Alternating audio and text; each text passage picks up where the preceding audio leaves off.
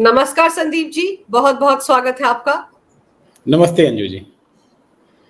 Sir, अब तो कहने सुनने के लिए बाकी कुछ बचा ही नहीं है। 55 गवाह और 64 पन्नों की रिपोर्ट जिसे 3 हाईकोर्ट के चीफ जस्टिस ने तैयार किया है, पूरी पोल पट्टी खुल गई है जस्टिस यशवंत वर्मा की। देखिए, कहते हैं ना कि कानून कोई रॉकेट साइंस नहीं है और जो हम जीवन जीते हैं वही कानून की किताबों में लिख के आता है और वही प्रक्रिया अदालतों में भी फॉलो होती है। क्योंकि जिन सवालों को हम लोगों ने उठाना शुरू किया था उस समय जब दिल्ली के लुटियंस जोन में घटना होती है और 5 दिन तक 4 दिन तक किसी को कानो कान खबर नहीं होती है, जो सवाल पत्रकार पूछ रहे थे, जो सवाल वरिष्ठ अधिवक्ता पूछ रहे थे, जो सवाल जनमानस पूछ रहा था, वही सवाल इस रिपोर्ट में 64 पेज के 3 मुख्य न्यायाधीशों ने उन सभी लोगों से पूछा है जिनका कहीं न कहीं रोल है जस्टिस वर्मा को बचाने में, या ये कहिए कि जस्टिस वर्मा का जो कांड हुआ है उसके वो आई विटनेस हैं। उन लोगों से वही सवाल पूछे गए हैं जो हम लोगों के मन में उठे थे उस समय। पहला सवाल हम लोगों के मन में उठता था कि भाई यह घटना घटी, अगर मान लिया जाए 1 सेकंड के लिए वर्मा जी हमारे ईमानदार हैं, कहीं से फंसा उसा दिया गया, किसी ने हो सकता है मनी प्लांट कर दिया हो उनके घर के अंदर, तो यही सवाल अदालत ने भी अपनी रिपोर्ट में पूछा, 3 जजों की इंक्वायरी कमेटी ने पूछा जो है। और बहुत सारे गवाहों को, विटनेस को एग्जामिन किया गया है। अगर 54 गवाहों के एग्जामिनेशन के बाद, और वो भी एग्जामिनेशन कौन कर रहे हैं, हाई कोर्ट के वर्तमान मुख्य न्यायाधीश कर रहे हैं। बिल्कुल, they are not retired senior advocates और practising lawyers, they are not police officers. मुख्य न्यायाधीश हैं जिनको कानून की अच्छी परख है, जिनको एविडेंस परख करने की एक अच्छा अनुभव है, साक्ष्यों को जांचने का कि कौन सा साक्ष्य कानून में स्टैंड करेगा, कौन नहीं करेगा।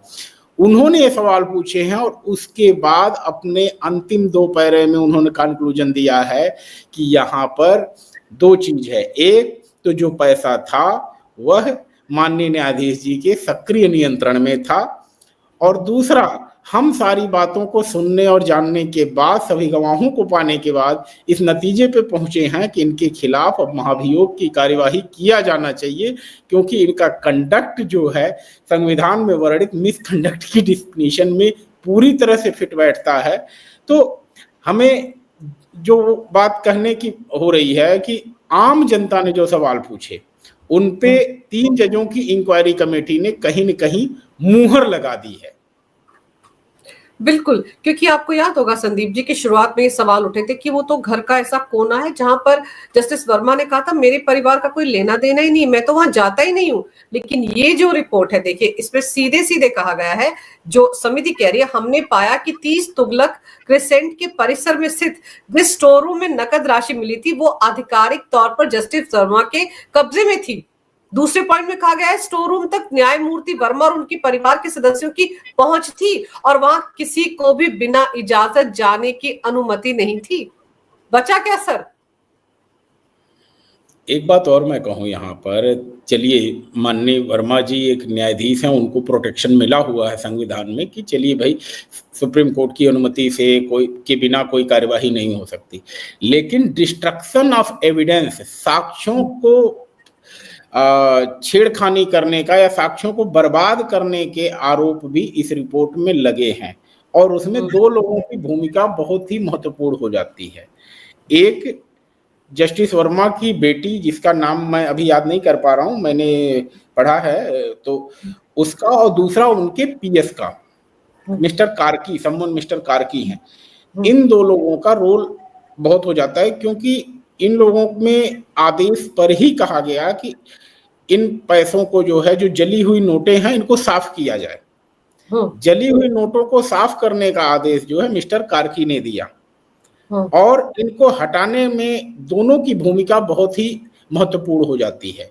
और जी। ऐसी स्थिति में माना कि हमारी कमेटी ने, जो 3 जजों की कमेटी है, कोई फाइंडिंग नहीं दी है, लेकिन यह स्टेटमेंट ही इतना सुप्रीम कोर्ट कमेटी के सामने आना कि इनकी भूमिका है डिस्ट्रक्शन ऑफ एविडेंस में, तो they are being a common man, इनके खिलाफ तो एफआईआर तुरंत की तुरंत बननी चाहिए जैसे ही ये रिपोर्ट सार्वजनिक हो जाती है, क्योंकि इनके खिलाफ कार्यवाही करने के लिए किसी तरह से मुझे नहीं लगता है कि न्यायिक बाध्यता है या संवैधानिक बाध्यता है कि मुख्य न्यायाधीश से हमें परमिशन लेने की आवश्यकता है।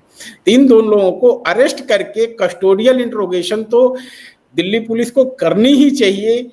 और आगे अभी देखिए, क्योंकि मुझे इस बात पे बड़ा संशय हो रहा है, क्योंकि चलिए भाई वर्मा जी मुख्य न्यायाधीश हैं, आप छोड़ दीजिए उनको, लेकिन अगर इस तरह की बात हो गई है तो इनके खिलाफ दिल्ली पुलिस को कस्टोडियल इंट्रोगेशन करने से कौन रोक रहा है? बिल्कुल सही कह रहे हैं आप सर।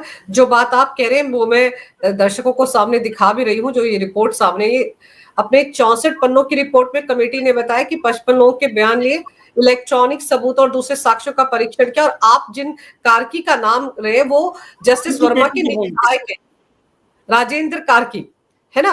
उन्होंने दमकल कर्मियों से कहा कि वो कैश की बात अपनी रिपोर्ट में ना लिखे।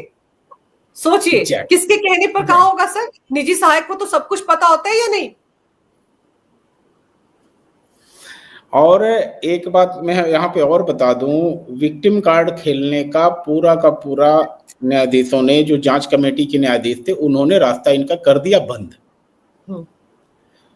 उन्होंने साफ साफ कहा कि हम 24 घंटे मॉनिटर करते हैं और यहाँ पर कहीं भी कोई भी ऐसा व्यक्ति नहीं है कि जो यहाँ पर सीधे पहुंच जाए विदाउट परमिशन। तीसरी बात जो कमेटी ने पूछा इनसे जो है कि भाई चलिए आप विक्टिम कार्ड कह रहे हैं, आपको फंसाया गया है, तो आपने कंप्लेंट क्यों नहीं दी? हम लोग भी तो यही पूछ रहे थे। हम लोगों का भी तो सवाल यही था कि चलो मान लिया एक सेकंड के लिए जस्टिस वर्मा को किसी ने फंसा दिया, हमारे पास अगर इसी तरह की नोट कोई हमारे घर में रख दे और हमारा अगर नहीं होगा, हम तो सीधे 100 नंबर फोन करेंगे कि हमारे घर में देखिए कोई 200 करोड़ रुपए रख करके चला गया है। तो अगर आप मुख्य मतलब न्यायाधीश हैं उच्च न्यायालय के, तो आपके ऊपर तो ज्यादा जिम्मेदारी थी, आपको तो सीधे तुरंत फोन करना चाहिए था। 5 दिन तक खबर को छुपाना बताता है कि आपने अपनी अथॉरिटी का, आपके परिवार ने अपनी अथॉरिटी का जितना प्रयोग हो सकता है भरसक किया, जिसके चलते यह खबर, आप सोचिए दिल्ली की मीडिया में अगर कोई खबर 5 दिन तक नहीं चल पाती है तो दबाव का लेवल क्या हो सकता है, मीडिया को कितना प्रभावित किया गया होगा माननीय के द्वारा जो है सर। और दमकल कर्मियों से जब राजेंद्र कार्की ने कहा कि ये कैश की बात अपनी रिपोर्ट में ना लिखे, तो 15 मार्च की सुबह स्टोर से सारे नोट हटा दिए गए। ये कोई कह नहीं रहा है, ये 3 जजों की कमेटी की जो रिपोर्ट है 64 पन्नों की, उसमें लिखा है। इस बारे में जस्टिस वर्मा की निजी स्टाफ और घर में मौजूद उनकी बेटी, हालांकि बेटी का नाम मैं भी कहीं पढ़ नहीं पाई, उसकी भूमिका की भी जांच की गई। ये जानकारी मिली है कि राजेंद्र कार्की और हनुमान प्रसाद शर्मा ने जले हुए नोट वहां से हटाए। सर सोचिए किस बड़े पैमाने पर इस पूरे मामले की लीपापोती करने की कोशिश की गई। और आप सोचिए सर, अगर 3 जजों की कमेटी इस मामले की जांच नहीं कर रही होती तो क्या ये सच्चाई कभी सामने आती इस तरह से खुलकर? देखिए, हम लोगों को पहले प्रेमा फेसाई तो बुरा लगा था, यही कहें हम लोगों को लगा था कि सुप्रीम कोर्ट कुछ गलत कर रही है, या ये कहें कि कुछ लिपापोती करने की स्थिति में है या करना चाह रही है, जिसके कारण जो है 3 चीफ जस्टिसेज की कमेटी बना दी उसने। लेकिन आप एक बात बताइए, मैं पुलिस के आईओ की, सब इंस्पेक्टर की बात नहीं कर रहा हूँ, इंस्पेक्टर की बात नहीं कर रहा हूँ, क्या किसी कप्तान की हिम्मत थी कि यह सवाल जस्टिस वर्मा की बेटी से पूछ सकता था? क्या किसी एसपी के या सीनियर पुलिस ऑफिसर की, मैं तो आईजी डीआईजी तक की बात कर रहा हूं, उसकी हिम्मत होती कि उनके सेक्रेटरी से पूछ सकता था कि भाई ये बताओ ये नोट कहाँ आए, कैसे आए, क्या है, बताओ तो थोड़ा। तो जब ग्रेविटी पता थी देश की सर्वोच्च न्यायालय को कि हमें किसको डील करना है, और जब आपसे आपके लेवल का ऑफिसर पूछता है, तो फिर आपके पास दाहिने बाएं देखने के लिए कोई गुंजाइश नहीं बचती है। और शायद मैं इसके लिए सैल्यूट करूंगा कि सुप्रीम कोर्ट ने अपनी दूरदर्शिता का परिचय दिया कि जस्टिस वर्मा के घर अगर इन्वेस्टिगेशन करनी, इंक्वायरी करनी है तो हमें 3 जजों की कमेटी ही बनानी पड़ेगी, और वह भी जूनियर जजेज नहीं, सीनियर मोस्ट जज हर हाई कोर्ट से चुन करके चीफ जस्टिस को लगाया गया इस काम पे, और कल को ये विक्टिम कार्ड ना खेल पाए कि भाई एक हाई कोर्ट में हमारा मामला गड़बड़ था, इसके लिए इन्होंने हमारे खिलाफ एडवर्स फाइंडिंग दे दी, तो 3 हाई कोर्ट्स को इन्होंने लिया जो है। तो इन सब बातों से केस तो मजबूत होता है, लेकिन एक बात यहाँ पर कहना मुझे बहुत जरूरी है कि जो भी रिपोर्ट आई है कि लीगल सैंक्टिटी नहीं है।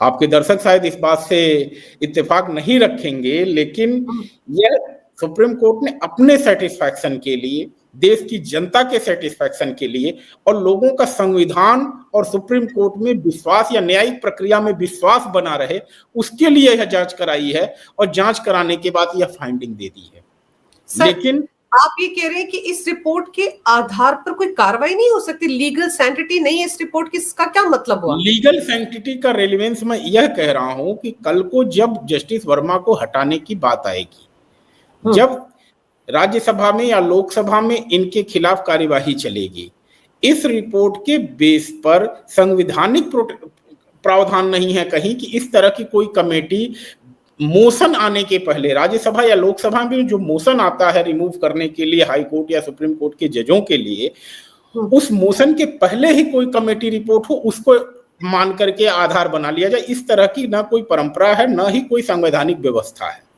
तो यह जो रिपोर्ट आई है, इसको एक आधार तो माना जा सकता है, लेकिन इसी के आधार पे आगे कार्यवाही की ही जाएगी, इसके लिए कहीं कोई कानूनी बाध्यता नहीं है।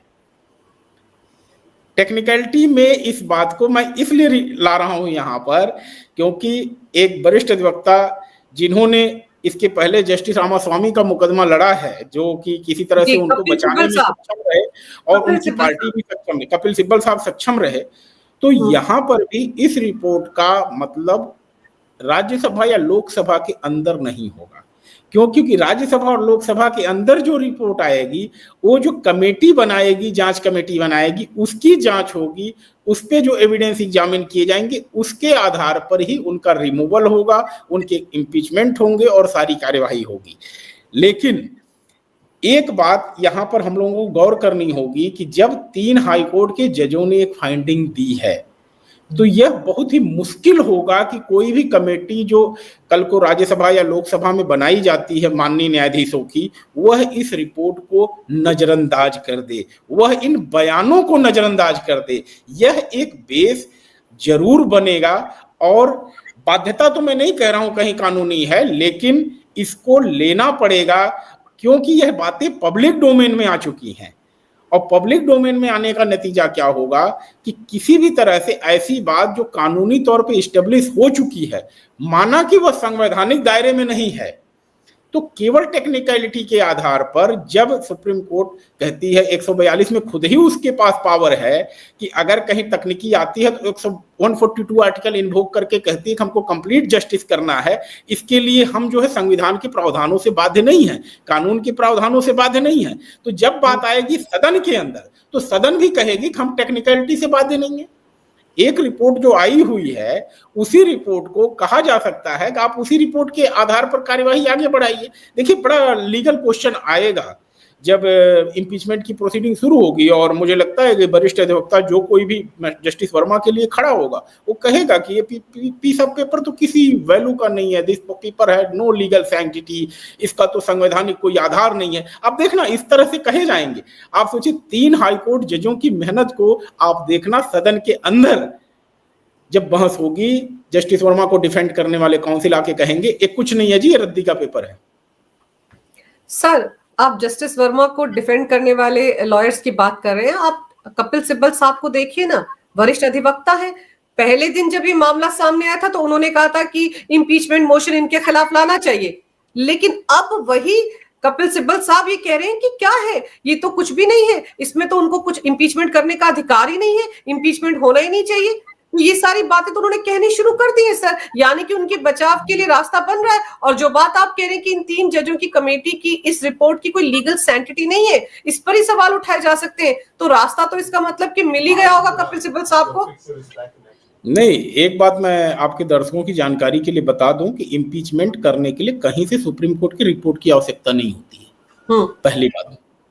यह हमारी संसद की पावर है, ये हमारे सांसदों का विशेषाधिकार है कि जब उन्हें किसी न्यायाधीश के खिलाफ ऐसा इंफॉर्मेशन मिलता है, पर्याप्त आधार मिलता है कि वह अब कार्य करने लायक नहीं है, अक्षम्य हो गए हैं या दुर्व्यवहार के दोषी हैं, प्रूव्ड मिसबिहेवियर और इनकैपेसिटी के जो है वो आरोप उनके ऊपर लग जाते हैं और हमारे सांसद इस बात से एग्री करते हैं तो कार्यवाही शुरू होती है। तो यह जो रिपोर्ट आई है एक तरह से कहें कि हमारे राज्यसभा सांसदों के लिए या लोकसभा के सांसदों के लिए एक आधार बस दिया है। अदरवाइज जो भी घटना घटी है उसके लिए तो हर कोई कह रहा है, रिपोर्ट तो बाद में आई ना। आप देखिए ना, उपराष्ट्रपति जी तो पहले दिन से सवाल उठा रहे हैं कि भाई 5 दिन से अगर चीज हुई है और वह पर्याप्त आधार था। मैं कह रहा हूं ये कमेटी की रिपोर्ट बाद में आती, उसके पहले चाहती तो हमारी राज्यसभा या लोकसभा जस्टिस वर्मा के खिलाफ इम्पीचमेंट की कार्यवाही कर सकती थी, क्योंकि जितनी घटनाएं घटी थी तत्काल उसके आधार पे ही संसद हमारी सक्षम थी, इस रिपोर्ट की कोई आवश्यकता भी नहीं थी। तो फिर सर फिर ये पूरी प्रैक्टिस का फायदा क्या हुआ? इतना वक्त भी लगा है इन 3 चीफ जस्टिस को इस रिपोर्ट को तैयार करने में। वो कह रहे हैं कि इसमें पुख्ता सबूत है इनके खिलाफ इम्पीचमेंट मोशन लाने के, और खुद उन्होंने अपनी इस रिपोर्ट में सिफारिश की है कि इनको इनके पद से हटाया जाए। सर तो फिर तो सब कुछ है ना, फिर कोई सवाल कैसे उठा सकता है कि उनके खिलाफ इम्पीचमेंट की कार्रवाई ना हो, जैसे कपिल सिब्बल साहब कह रहे हैं। अब उनको वो ईमानदार भी दिखते हैं। This is just like day light murder. दिन के उजाले में चौक चौराहे पे किसी को गोली मारी जाए, उसके बाद उसमें कहीं ट्रायल की गुंजाइश ना हो। अब वही केस बन रहा है जस्टिस वर्मा का। क्यों? क्योंकि जजों ने इंक्वायरी की रिपोर्ट पहले दे दी है जो बाद में होती। अब इम्पीचमेंट शुरू होगा, इम्पीचमेंट के पहले ही आरोप स्थापित हो चुके हैं, तो डिफेंस में भी बोलने के लिए जस्टिस वर्मा के पास कुछ होगा नहीं, उनके वकील के पास भी कुछ नहीं होगा, और जो कमेटी बनेगी उसके लिए बड़ा मुश्किल होगा कि इस रिपोर्ट के इतर जाकर के कोई फाइंडिंग देना। इस बात की वैल्यू यहां आप समझिए। This will be very difficult for the committee जो जांच करेगी आफ्टर एलिगेशन, सारी चीजें होने की, इम्पीचमेंट मोशन के बाद जो है उसके लिए बहुत मुश्किल होगा इस कमेटी के 64 पेज में लिखे गए हर बात को किनारा करके या नकार करके कुछ अदरवाइज फाइंडिंग देना। और क्योंकि यह डॉक्यूमेंट पब्लिक डोमेन में आ चुके हैं या रिपोर्ट पब्लिक डोमेन में आ चुकी है, तो हर किसी के पास पता है कि जस्टिस वर्मा के केस में कितना मसाला है। और इसलिए जो कहते हैं कि पर्दे के पीछे सेटिंग करके या ये कहें कि किसी तरह से कवर अप करके, इस सब की गुंजाइश जस्टिस वर्मा के केस में 0 है। मुझे ऐसा लगता है, या 0 नहीं तो मिनिमल तो कम से कम है ही। बचना मुश्किल है। अब सही कह रहे हैं, बचना मुश्किल है। ये रिपोर्ट 8 जून के आसपास प्रधानमंत्री कार्यालय को और राष्ट्रपति महोदया को सौंपी गई थी, पब्लिक डोमेन में अब आई है। लेकिन इस बीच आप ये देखिए कि अचानक से कपिल सिब्बल साहब कहते हैं कि जस्टिस वर्मा बड़े फाइन आदमी, बड़े अच्छे इंसान हैं। क्या कहना चाह रहे हैं सर? उनके लिए तो ग्राउंड तैयार करना उन्होंने शुरू कर दिया है ना, या फिर वो हिंट दे रहे हैं जस्टिस वर्मा को कि मैं आपका केस लड़ने का सबसे ज्यादा मुफीद कैंडिडेट हो सकता हूं? अच्छा, इस चीज को थोड़ा सा इधर कर दें। अगर यह रिपोर्ट नहीं होती तो क्यों कपिल सिब्बल ही, 2-4 और कपिल सिब्बल जैसे लोग आ जाते। अभी कम से कम 20 सिब्बल तैयार हो गए होते अगर यह रिपोर्ट नहीं होती। और कुछ तो अपनी फोटो भी लेके आ जाते हैं कि देखो वर्मा जी बहुत संत आदमी है, बहुत बड़ी बड़ी चैरिटी करते हैं, जहां भंडारा करवाते हैं, गरीब कल्याण के काम करवाते हैं, 10 फोटो वीडियो सब कुछ लेकर के आ जाते। लेकिन सबको पता है कि इतनी रिपोर्ट के बाद एक जो बहुत बेशरम आदमी होगा वही जस्टिस वर्मा के साथ खड़ा हो सकता है। सीधी सी बात मैं कह रहा हूं। इतने के बाद कौन मानेगा? अब मैं तो कह रहा हूं डे लाइट मर्डर जैसी कहानी, अगर किसी को चौक चौराहे पर आपने दिन के उजाले में गोली मारी है, उसके बाद आप कहिए बंदा निर्दोष है, तो वही तो कहानी है। 54 गवाहों के बयान हुए, सभी लोगों ने अपनी बात कही। और एक बात और कह दूं, इस रिपोर्ट में उस आदमी को भी कमेटी ने ढूंढ लिया जिसका वीडियो वायरल हुआ था, जो कह रहा था कि महात्मा गांधी जल रहे हैं। उसने भी अपनी बात कही। वो हाउस इंचार्ज था दिल्ली फायर सेफ्टी का जो है, उसने अपनी बात कही कमेटी के सामने, भाई हमने इतनी नोटें देखी तो हमारे मुंह से निकल गया ये चीज जो है। उसने अपने बयान को एडमिट भी किया है। तो वीडियो भी स्टेब्लिश हो चुका है, वीडियो में बोलने वाला भी स्टेब्लिश हो चुका है, तो कल कोई नहीं कहा जा सकता भैया वीडियो तो फेक है, फर्जी है। बहुत सारी चीजों को उस गवाह ने तो कहा है, बयान जो दिया है इस कमेटी के सामने, कि मैंने पहली बार अपनी जिंदगी में ऐसे नोट देखे जो दाएं बाएं जमीन पर गिरे थे, आधे जले हुए थे। तो मैंने तो कभी ऐसे नोट देखे ही नहीं 500 के। तो वो तो बेचारा हैरान था, इसीलिए उसने कहा गांधी जी जल रहे हैं। लेकिन सर, जैसे आपने कहा कि राजेंद्र कार्की जो निजी सचिव हैं जस्टिस वर्मा के, और उनकी बेटी, उनके भी बयान लिए गए हैं, जांच की गई है, और सबूतों को नष्ट करने में उनकी बहुत बड़ी भूमिका रही है। राजेंद्र कार्की ने कहा कि ये खबर कहीं नहीं आनी चाहिए कि नोट जले हुए हैं, इनको हटाओ, और हटा दिए गए। सर, तो उनके खिलाफ अभी तक एफआईआर दर्ज क्यों नहीं हुई? हमारे देश के उपराष्ट्रपति महोदय भी तो यही सवाल पूछ रहे थे कि ये मामला जो है, इसमें सब कुछ मिल रहा है, मतलब उनका जो व्यवहार है वो ठीक नहीं है, कदाचार, दुराचार, ये सब मिल रहा है, उसमें भ्रष्टाचार दिख रहा है। सर, घुमा फिरा कर शब्दावली बड़ी अच्छी अच्छी इस्तेमाल हो रही है, भ्रष्टाचार दिख रहा है। तो एफआईआर दर्ज क्यों नहीं हो रही जस्टिस वर्मा के खिलाफ? चलिए, जस्टिस वर्मा के खिलाफ नहीं हो रही तो उनके सचिव के खिलाफ तो हो सकती है, उनकी बेटी के खिलाफ हो सकती है। सबूतों को दोनों ने मिलकर नष्ट किया। मैं तो कह रहा हूं, चलिए जस्टिस वर्मा जी को प्रोटेक्शन मिला हुआ, इन दो की ब्रेन मैपिंग पॉलीग्राफी टेस्ट होना चाहिए। जब तक ब्रेन मैपिंग पॉलीग्राफी टेस्ट इनका नहीं होगा, असली चीज पता नहीं चलेगी। अगर जस्टिस, हमें हासिल क्या होगा, आप एक बात बताइए ना, अगर इम्पीचमेंट हो जाएगा तो जस्टिस वर्मा का हमें हासिल क्या होगा? ऐसे लोग जो न्याय व्यवस्था को दीमक की तरह चाट रहे हैं, उनके खिलाफ क्या मैसेज जाएगा? भाई, आपने 60-65 साल तक जुडिशरी के मजे ले लिए, पूरा जो ब्लैक मनी से जो कुछ व्हाइट करना सब कुछ आपने कर लिया, आप उसके बाद हटा दिए गए, आपका क्या बिगड़ा?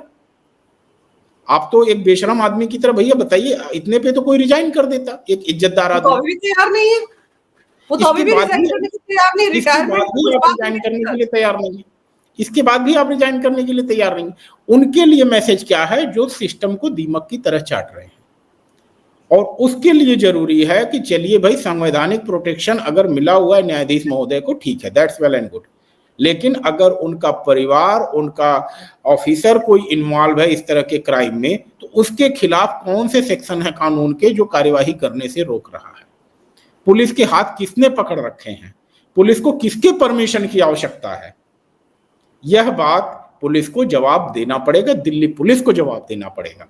आखिर जब इस रिपोर्ट में ये बात आ गई कि डिस्ट्रक्शन ऑफ एविडेंस में जस्टिस वर्मा की बेटी और जस्टिस वर्मा के सेक्रेटरी दोनों का बहुत बड़ा रोल है, तो इसके खिलाफ इमीडिएट आपने क्यों नहीं एफआईआर दर्ज किया? अभी भी आपने इस दिशा में क्या कार्यवाही की है, इस पे आपको जवाब देना पड़ेगा। और मैं तो कहूंगा कि जब ये कार्यवाही इम्पीचमेंट की चलेगी, तो यह सवाल सदन में भी उठना चाहिए या उठाया जाना चाहिए माननीय सांसदों के द्वारा कि भाई, माननीय गृह मंत्रालय ने या जिसके खिलाफ पास यह जिम्मेदारी है कि इन लोगों के खिलाफ कार्यवाही क्या की गई है, यह सवाल भी जवाब मिलना चाहिए। अगर यह जवाब नहीं मिलता है तो निश्चित ही, एक तरह से कहें, एक व्यक्ति को तो कॉन्स्टिट्यूशन प्रोटेक्शन मिला हुआ है, लेकिन उसके साथ पूरे परिवार को लूट की छूट थोड़ी ना दी गई है भाई। और मैं तो कह रहा हूं कि इनका ब्रेन मैपिंग पॉलीग्राफ टेस्ट किया जाना बहुत जरूरी है। सर, एक को जो छूट मिली हुई है वो भी तब मिली हुई है अगर उनके साथ जुड़े हुए मामले किसी ऐसे फैसले से जुड़े हों, या तो घर के अंदर मिले पैसे, उसका पैसे का तो कोई लेन देन बाद में पता चलेगा किसी केस के साथ था या नहीं था सर। और फिर जिस तरह से उनको बचाने की कवायद हो रही है सर, इम्पीचमेंट मोशन लाना इतना मुश्किल नजर आ रहा है, कितने सारे अड़ंगे हैं। अब कपिल सिब्बल ने कहा ना कि हम इंडी गठबंधन की सारी पार्टियों के सांसदों से बात करेंगे। आप सोचिए, जस्टिस वर्मा का case open and shut case नजर आ रहा है, उसमें भी उनका बचाव करने के लिए विपक्ष सामने आकर खड़ा हो जाएगा। क्या मतलब है? 3 जजों की कमेटी सिफारिश कर रही है, वो कमेटी क्या सर ये सिफारिश नहीं कर सकती थी कि इनके खिलाफ एफआईआर दर्ज की जाए सबसे पहले? नहीं, देखिए, 3 चुनावों से माननीय प्रधानमंत्री मोदी जी लगातार जीत रहे हैं।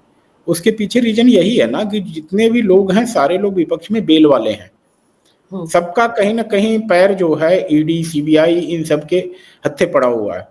तो आपको क्या लगता है, भ्रष्टाचारी कभी भी क्या उस व्यवस्था को स्वीकार करेगा जिसमें कि न्याय के तरीके से काम हो या न्यायिक तरीके से काम हो? वह तो उसे डिफेंड करेगा ना जो कि उसकी सिस्टम का हिस्सा हो। भाई, एक भ्रष्टाचारी व्यक्ति चाहता किसी तरह से मुझे मुकदमे से छुट्टी मिले, चाहे जितना भी पैसा खर्च हो जाए, चाहे जो भी सिस्टम अपनाना पड़े, सबके लिए वो तैयार होता है। तो हमें तो उम्मीद करना ही बेमानी लगता है विपक्ष में, अगर हम किसी से कहें कि हमारे काज के साथ खड़ा होगा। इसमें पूरी बात मतलब कोई शक नहीं है मुझे कि केवल और केवल एनडीए गवर्नमेंट को अपने बलबूते इस इम्पीचमेंट मोशन को पास करवाना पड़ेगा, और जिसका मुझे विश्वास भी है कि अमित शाह जी जो है सक्षम है और उसमें उनका अनुभव भी है।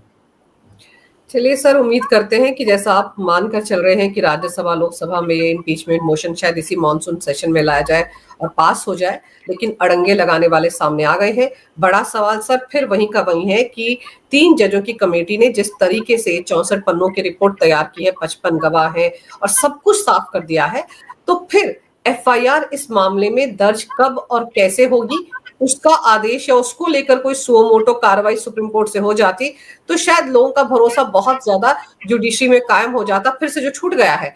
क्योंकि ये एक ऐसा मामला है सर जो पब्लिक डोमेन में आ गया, सवाल तो ये उठते हैं, पता नहीं ऐसे कितने केस होंगे, पता नहीं ऐसे कितने जज होंगे जो ऐसा करते रहे लेकिन बचते रहे। और इनको बचाने के लिए जो जमात सामने आई है सर, 5 दिन तक इस केस के बारे में भनक नहीं लगी, तो खिलाड़ी इसमें और भी बहुत सारे हैं सर। ये सारा पैसा सिर्फ जस्टिस वर्मा का नहीं होगा, कुछ और खिलाड़ी भी होंगे। उम्मीद करते हैं उनकी पोल पट्टी भी खुलेगी बहुत जल्द। देखिए, एक डिटरेंट होना चाहिए। अगर डिटरेंट का मैसेज नहीं जाता है तो शायद इम्पीचमेंट की पूरी कार्यवाही का कोई मतलब नहीं होगा। इसीलिए मैं कह रहा हूं, जब तक जेल नहीं जाएगा, एक भी व्यक्ति अगर जेल जाता है और वह चेन निकल के आती है कि पैसा किसका था, यह पता चलना चाहिए। सर पैसा किसका था, इसी को ही तो छिपाने के लिए इतनी कवायद हो रही है। इतने जो सब लोग सिर जोड़कर बैठे हुए हैं कि ऐसे बचा लिया जाएगा, वैसे बचा लिया जाएगा। आधी बातें सामने आ रही हैं, आधी नहीं आ रही हैं। आप सोचिए, यही तो कवायद चल रही है कि कैसे ये ना पता चल जाए कि पैसा किसका था। मैं फिर कह रही हूँ कि पैसा अकेले जस्टिस वर्मा का नहीं हो सकता, और भी इसमें खिलाड़ी होंगे, और उनकी पोल पट्टी ना खुल जाए, डर इस बात का है। उन खिलाड़ियों के नाम सामने ना आ जाए, डर इस बात का है। आप कह रहे ब्रेन मैपिंग टेस्ट हो, पॉलीग्राफ टेस्ट हो, तो टेस्ट होगा तो पता नहीं क्या कुछ खुलकर सामने आ जाएगा। और इसकी बानगी हमको समझ में आ जानी चाहिए कि 5 दिन तक इस केस को दबा कर रखा गया, अब जाकर बड़ी मुश्किल से पोल पट्टी खुली है, वो भी आधी अधूरी। और एक ऐसे जज को जिन पर भ्रष्टाचार के आरोप है, उनको हटाने से बात नहीं बनेगी, उनके खिलाफ सख्त कार्रवाई हो, बात ये है। उनके खिलाफ एफआईआर हो, उनको भी इस देश के कानून के तहत उनके खिलाफ कानूनी शिकंजा कसे, जैसे एक आम आदमी के खिलाफ कसता है सर, तब बात बनेगी। तो उम्मीद करते हैं कि इम्पीचमेंट मोशन तो आएगा, लेकिन उसके अलावा भी कार्रवाई होगी, ताकि सबूतों को मिटाने का काम जिन लोगों ने किया है और किसके इशारे पर किया है, उनके खिलाफ भी कानूनी कार्रवाई हो, एफआईआर दर्ज हो। सर आपने समय निकाला, बहुत ही अहम जानकारी मेरे दर्शकों को दी, आपका बहुत बहुत धन्यवाद। नमस्कार, भारत माता की जय हो, वंदे मातरम, जय श्री राम। जय श्री राम मंजू जी, जय श्री राम।